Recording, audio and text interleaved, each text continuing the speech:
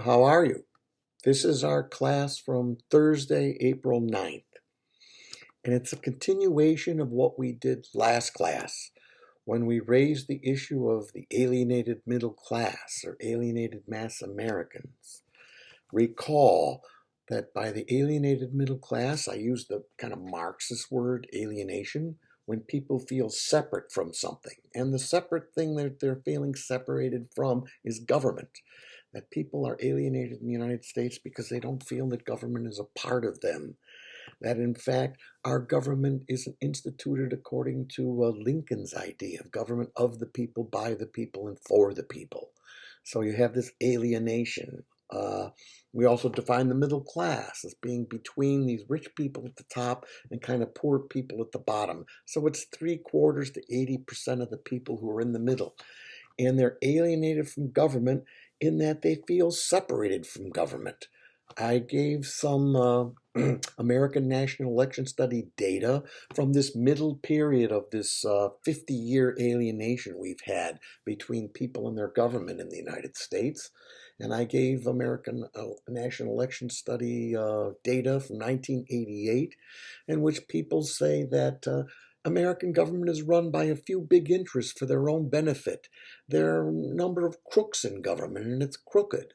And that they don't agree with the government on what it does on things like religion and prayer in school or race. The abandonment of the principle of symmetry does not go over well among America's middle class. And then finally, I used as evidence that this view that you trust government. In a healthy, functioning democratic republic, people would trust government. They would think it would do what is right because it comes from them, it issues from them. And we've been asking since the time of President Truman, do you trust government to do what is right? And the percent that trust government used to be at the 75% range. Then during the Kennedy administration, it began to fall, and it's been low. It's steady around 20% trust government, whereas it was 75% before. And then I went into, why did this happen? Why did Americans become alienated from government? And I went through some of the reasons, like, since the rise of progressivism, government's responsibility for many facets of American life. One is the economy. People used to feel economic security after World War II and in the 50s when there were plentiful jobs for people who weren't in the professional class, which is only 10 or 15% of the population. And in fact, now people feel economic insecurity. If you're not in that professional class, you don't feel economically secure. Jobs are not plentiful and they don't pay that well, and you struggle to get by. And government's blamed for that sort of thing because government gets credit when the economy does well. It gets blamed when people feel economic insecurity. Another reason I gave was that crime rose during this period and was high. And almost everyone agrees it's government's responsibility to keep crime down and to put a lid on crime. It's improved about the last 20 years, but in the 60s and 70s and 80s, crime was a big problem, and it tarnished the image of government. Another reason I gave is that the public schools do not perform well when we compare American public schools to other places, and government has a big responsibility in education. Another reason I gave was that, in fact, Americans think that their government is financially irresponsible. It borrows huge chunks of money. We're up to $23 trillion and growing in the national debt. And in fact, with this COVID-19 problem, that's going to jump up to 25 or 26,000 trillion, probably within the next year. And people think, well, in my household, I have to balance my budget. When the government isn't balancing its own budget, isn't it selling out the future of the country? There is this idea. And then another major undertaking of government, which erodes Americans' confidence in government, is how it conducts wars. After World War II, we got involved in the Korean War, and that was kind of a stalemate. Didn't go well like World War II, but then the Vietnam War definitely didn't go well. And then we have wars in Afghanistan, in Iraq that do not go well. And government gets blamed for that. Why should we conduct and have wars in which America doesn't do well and they drag on and on? The Iraq War has been going on for what, like 17 or 18 years now. For all these reasons, I said, we're sitting in a situation where Americans don't feel close to their government, which is not very good in the theory of a democratic republic, because people should feel close to government. Now I want to talk about what are the kind of solutions we should have for people who worry about this. And I'm going to divide it up into what I think the left would accept as a solution to this problem, and then what the political right would accept. Obviously not the same. Let's start with the political left. I think the political left is very sensitive about this topic because what has happened over my lifetime is Americans have separated. The political right has gone into the Republican Party, the political left and the Democratic Party. So the Democratic Party has the political left, plus it has the foundation in progressivism, starting with Herbert Crowley and then with Wilson and then with FDR. Progressivism has become the foundation of the Democratic Party. And progressivism is of the belief that we have problems in America, we should look to the federal government to solve them. That's how we're going to be a great country in the United States. So the left has its fingerprints all over this expansion of government. So it worries more about this situation where people don't trust the institution that it thinks is central to making America a great place. The left has been largely responsible for the creation of the welfare state. We saw how in Franklin Roosevelt's administration and then Lyndon Johnson's administration, we've moved the welfare state to be large. And so when people feel that the welfare state, the parts of the welfare state are not efficient, that's a problem on the political left. And also, the political left has been central in the creation of the regulatory state. We have a large regulatory state which has been built up on the foundation of progressivism. So, for instance, take the EPA, the Environmental Protection Agency, an important part of government created on the political left and defended by the political left. It was a Republican, Teddy Roosevelt, the major political figure who began to realize as America was becoming this industrial powerhouse, it was chewing up its natural resources. So it was Teddy Roosevelt who set up national parks, which stopped the development of areas around the Grand Canyon. And this has been an important development in the United States, that industries chew up natural resources. Especially they release pollutants into the air. When air pollution became a big problem, and waterways. For major industry, water is real important, using millions of gallons of water and then putting it right back in the streams, heated and with chemicals in it. This became a problem that I remember well when I was your age. I worked as a laborer on the railroad, in the railroad that served the industrial heartland in Cleveland around the river, where the steel mills are located. Alcoa Aluminum, John D. Rockefeller, Standard Oil. I worked as a laborer, and then I worked as a steel worker, United States Steel, right in that same place. And I remember when I was an undergraduate what happened there. All the water, all the industries had been releasing their pollutants into the Cuyahoga River. And one day in 1969, the Cleveland Fire Department got a call from somebody, a frantic call, that there was a fire you got to come to. What's burning? The Cuyahoga River's on fire. The river actually started on fire. A welder was working by the river on a bridge, and the sparks ignited all those chemicals on top of the river. Think of the Cleveland Fire Department rushing to a fire in a river. They've never practiced such a scenario. Within 1 year, the federal government created the EPA with a mandate to clean up our waterways and clean up the air. This is the regulatory state in action. Or OSHA, the Occupational Safety and Health Administration. Many industrial jobs are dangerous. Dozens of people were killed building the Hoover Dam. We have a regulatory part of the government that sets up guidelines to make work less difficult for people, and with less of a likelihood that people will be injured or killed. And so OSHA was born, and OSHA has this important regulatory function to perform. When I was a steel worker, OSHA guidelines were felt in our daily work. We had shoes, the top of which were steel. We had all these goggles and masks and things that we had to wear because of OSHA. Uh, the NTSB was set up, National Transportation Safety Board. When we have an airplane accident, they investigate it, they see why, and they demand that planes or the way that we fly our planes are changed. This problem with this 737 MAX is an NTSB problem that hopefully they'll solve. Other things like the Consumer Product Safety Commission, FDA, Food and Drug Administration, that keeps our drugs and our foods clean. The SEC, which watches over inside trading on Wall Street. And then one of the regulatory state apparatuses that become important is called CMS, the Center for Medicare and Medicaid Studies. This is the organization that oversees Obamacare and makes sure insurance companies are living up to Obamacare. So the left is sensitive when it sets up the regulatory and welfare state as to what to do. And then I read on the political left, people realize we have this problem of people not trusting government and how to deal with it.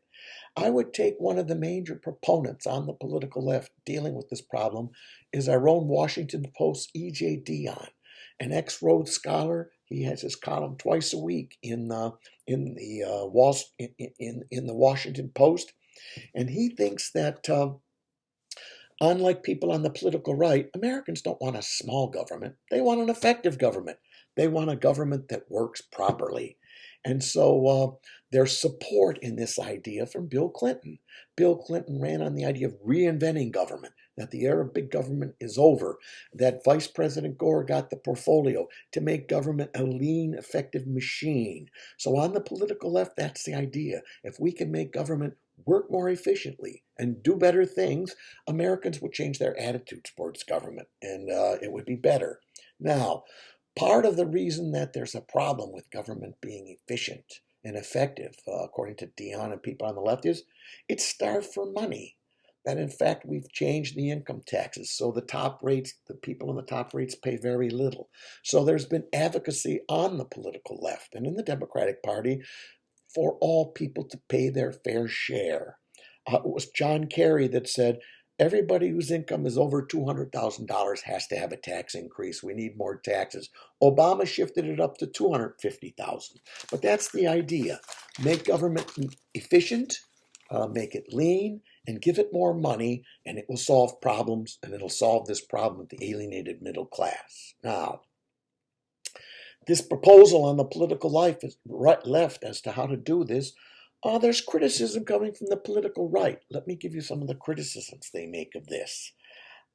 People on the political right, and I mean conservative and libertarians, when they're told that the solution to the alienated middle class is to make government a lean, efficient machine, their view is that you might as well tell a bear not to shit in the woods.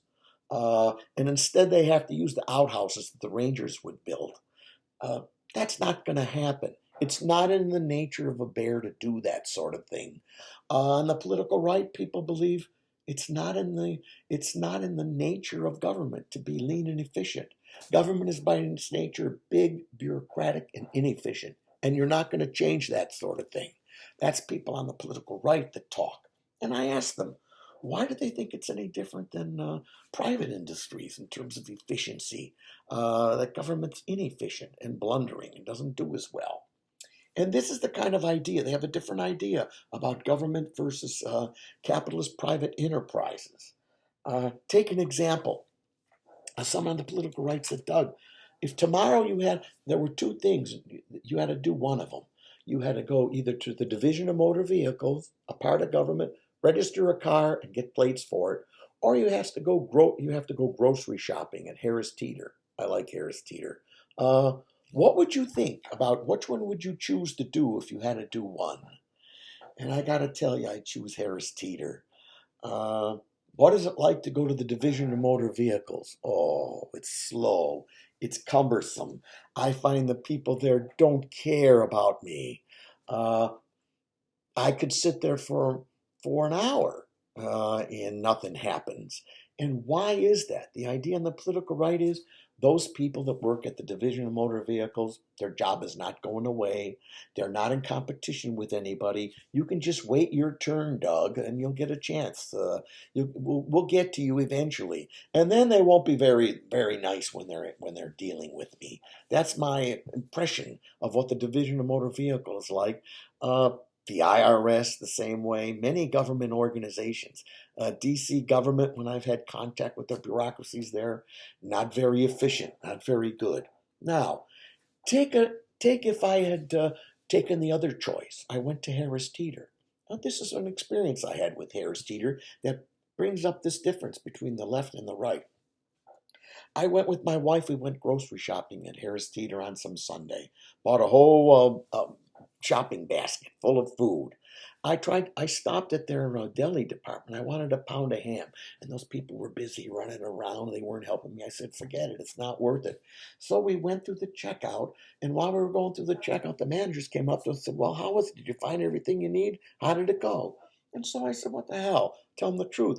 I told them what happened when I wanted to buy this pound of ham at the deli. And he says, is that your wife here in the checkout? And I said, yes. And he went up to the checkout clerk and says, get their bottom line and take 50% off of it. Kind of to make up for this hassle they went. And he said, I'm going back and I'm going to talk to those people in the deli and that'll never happen to you again. And then you have to think, why? Why did he do that? He did that because he has to make his store look good and people come into it. Because otherwise they'll go to Wegmans, they'll go to Giant. They might even be rich enough to shop at Whole Foods, Jeff Bezos' store that he's got here on GW's campus, the most expensive grocer in the United States. And that manager and those people at Harris Teeter, their jobs depend upon giving me good service, and they give me good service. That's how it works. The Division of Motor Vehicles, no. Those people have lifetime jobs. They're not going to lose their jobs. They're not in competition with anybody else. So that is the kind of explanation coming from the political right as to why government is not very efficient. Because there's no competition. And they won't be put out of business. It's that simple. So that's the political left and the political right's criticism. Now let's go over to the political right and ask those people, well, what would you do about the alienated middle class? Why do we have this problem? How could we solve it? I talk to people on the political right. What they think is you have to have people with conservative ideas in power, and what they have to do is cut back on the dead wood in the inefficient welfare state and put people and run it according to conservative principles in which personal responsibility is an important part of how people function in society. And you just can't for life pay people's bills. This is the sort of thing I get on the political right, that you have to have a kind of compassionate conservatism behind the welfare state. And though when I talk to conservatives, they're not completely for cutting back government power. In the area of defense and intelligence, they want to increase power and increase the budget. They want conservative principles like overseeing abortion, government getting involved in such things like that. So they have a different idea as to where government should be stuck into people's lives. And then we can talk to libertarians. What's the libertarian solution to this alienated middle class? Well, when I talk to libertarians, they think Jefferson and Madison were correct. That in fact, the function of a constitution is to check government power. There's always people that want to use government power to push forward what they want and to boss people around. And what has happened is just what Jefferson said would happen. Jefferson said that we put limitations on government power into the Constitution, but judges, when they look at the Constitution, it's like so much hot wax, and they'll make whatever they want out of it. And it was Jefferson that predicted judges are not going to check government power. They're going to allow it to expand. And as it expands, it becomes corrupt. And people that love power and love to tell you how to live, they get attracted to government. And so that's what we should expect to happen. And libertarians think that is the sort of thing that has happened. And that's why people are alienated from government, because it's become big and corrupt. And in fact, this is the nature of big government. The only way to deal with it is to cut back tremendously on the welfare state and all the functions of government. That is the kind of libertarian idea behind it. Criticism of the libertarian point of view. You think of any? Well, really, do we really want to cut government back? For instance, we want no FDA, Food and Drug Administration. We don't want government to make sure that the drugs we take are safe, that the food we eat is safe. Do we really want to do that? Do we want government to cut back in education? So many people rely on government to educate their children. Is that really good for the republic to do such thing? Or take a part of government that's in the news now. Dr. Fauci is one of the important people at the National Institute of Health. Do we really want to? We don't want to have National Institute of Health. We don't want Dr. Fauci's and people like that who are professionals, who are helping us through this COVID-19 problem. Do we really want to move in that direction? That's the problem that libertarians have in talking the American people into that kind of solution.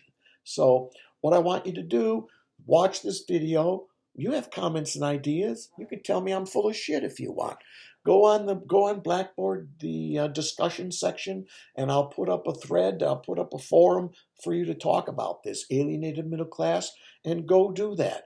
And I'll see you again next Tuesday when we look at our next topic.